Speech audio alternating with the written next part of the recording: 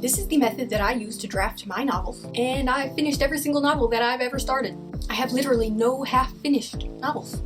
So, this is my secret drafting method that allows me to never lose momentum for my story. I never experience blank page syndrome. I also never write way off course.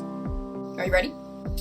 So, most advice for starting a novel tells you to build character profiles, or start with world building or theme, but I don't do that. I start with spark. This is actually the simplest way to write your novel. I have written 5, I'm working on my 6th. I call it the spark method. Basically, you get an idea for your novel, a flawless idea that you can't believe no one has ever written before, and instead of sitting down to immediately start pantsing your novel, which is the instinct of a lot of new writers, but it can often lead to meandering plot lines that are a pain to fix in revision. Or on the other end, you put the stellar idea to the side, and you start with a detailed scene-by-scene outline that uses up all your creative energy before you've even started the draft. The spark method is actually a mix of both. It capitalizes on the initial spark of creativity that got you interested in writing a novel in the first place, and it's also the most effective outlining method I have ever used because it's fun and not overwhelming. So here's what you do. First, you write 3 scenes. Any 3 scenes in your novel. It could be the first 3 scenes in the novel, or it could be 1 scene from the climax, 1 from the resolution, and 1 random scene in the middle where your characters stop for beef stew at a tavern. Doesn't matter. Just write the first 3 scenes that sprang to life in your mind when you first envisioned this idea. And write it with hard eyes. No thoughts. Just writing. It's pure amusement at this point. I also let myself roll all around in every trope and cliche and stereotype that I want to. Since this is just the first draft, I'm just feeling out the story. I'm getting words down. I'm having fun. And I'll worry about creativity and plot holes and stuff later, but not now. But wait, you say, I'm just writing whatever I want? This is just pantsing, you lie! But it's actually not, I swear, and here's how. So, the spark method maximizes your initial spark of creativity, that burst of momentum you feel when a new idea floats down from heaven and tickles your brain. That does not last very long, and I have found that it can get buried beneath all the prep work that most outlining methods call for. For example, if you use your initial momentum to fill out character arcs or identify themes, or pinch points or anything else, then when you finally do get to the blank page, not only is your enthusiasm for your project already starting to wane, but you're also way more likely to get blank page syndrome, where you feel like you can never write the story that actually lives up to all the planning that you just did. And the vast white page and blinking cursor intimidate you so much that you never even start writing in the first place. It's like you're waiting for a second spark. But you only get 1 spark per project. I don't make the rules, that's just what they are.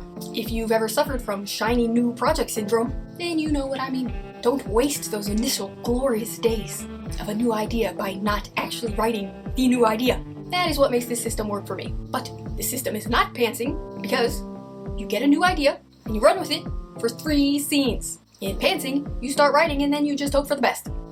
Quick side note, when I'm starting a novel, I consider the idea gathering phase to come before the writing phase of the first draft. So I typically have a document of chicken scratches that I've been collecting for several months until they finally coalesce into a new idea and that spark hits me. And then I'm like, I need to write this story right now. And that's when I start this method, before it's just idle thoughts and whatnots. So, you've written your 3 scenes. They've flown out of you because you weren't bogged down trying to live up to your thematic intentions, or character growth journeys, or anything like that. You wrote 3 scenes because they came to life in your head, and you can't imagine anyone not wanting to read them. They could have terrible pacing, or description, or dialogue, or all 3. But at this point, it does not matter, because they exist, and there's only 3 of them. So returning to the blank page later will be 1,000 times easier because it won't be blank. Okay, now step 2. We're not pantsing, remember. After 3 scenes, it's time to make a helpful little grid. You could, if you wanted to, take this time to actually complete a 7-point story structure or character profiles, but I never do that. There's no need, not with this method. Sometimes I do have the beat sheets laid out somewhere close by, so I kind of keep an eye on them to see how my scenes line up with traditional structure, but it's not something I worry about in my first draft. Here's what I do in step 2. I make a little grid. So, there will be 3 steps to filling out the grid. First, or part A, identify what the climax of your story will be. Sometimes I've written it in my 3 scenes, but a lot of times I haven't. So I just write out a description of how I imagine that scene might go. Part B, I go back in time and identify what needs to happen earlier in the story to get to this climax. Like what events need to occur that progress the story towards the climax that I've just identified, so we're not just wandering. For example, If your protagonist needs to defeat the queen, and that is the climax, then the steps you come up with at this point might be your protagonist needs to learn that the queen is bad. They need to determine her weaknesses, and then they need to obtain skills to defeat her. I usually identify about 3 stepping stones that I believe will lead to the climax, and then I write out a quick description of each of those scenes. I don't worry too much about the details of those scenes at this point, because I know that they can change later. Like maybe I'd write that the protagonist learns that the queen is bad by witnessing a murder or something. But then when I'm actually writing the story, I realize it's not a natural development to have in the timeline of the story.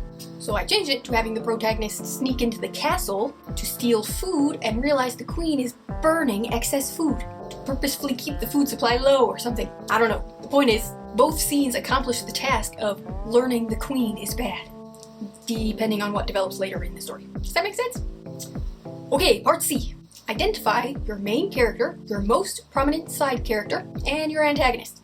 Then write down what you believe the main goal of each character will be. You're doing this to determine 2 things. First, check to see if their goals would increase or decrease the conflict throughout the story. For example, it's pretty common when first starting out to have the protagonist's best friend be your most prominent side character, and then give them very similar goals to your main character. And that might be what you wrote down in this little chart. But when you're examining both characters side by side, you realize that 2 characters who want the same thing will never cause any conflict. Their scenes will be boring.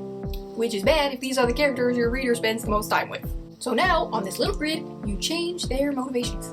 For example, if you have both characters' main goal be to graduate high school, to escape their small town, you might make one want to graduate high school and one want to drop out and start a van life blog. That way it will make sense that they are still friends, because they both want the same thing, to escape their small town. But their method for achieving that goal is very different, which will cause conflict. Add in a solid antagonist opposing both of them, and your story will never be boring.